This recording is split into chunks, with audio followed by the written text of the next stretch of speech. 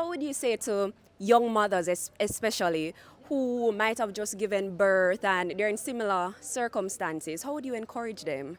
I know the worry creeps up, especially when you look around you at the situation. But try not to look around. Try to pitch your focus on something because you have to.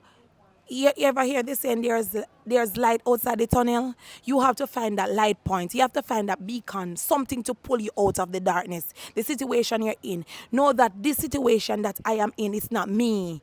And try to find a focus point. Try to have some form of hope. Find something, whether it's in your eyes of your child or something, just find a focus point and look towards that and work towards. Do not stay in this situation either.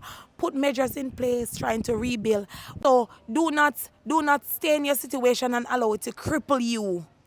And while you're in the situation, try to develop yourself. My husband started journal his experience. Every morning he gets up, he writes. Have something to channel the emotion. Do not neglect the feeling, that grieving process. Do not jump over it. Do not ignore it. Try to go through it and allow the step to take its place. My husband reminded me, he said, Campbell, our house is destroyed. I usually say my home is destroyed. He said, Campbell, no, our home is not destroyed because you're here and my son is here. Where our home is, that's where we are. Where my family is, that's where home is. So our house is destroyed. This is how we encourage ourselves to keep a positive and an optimistic view out of this situation.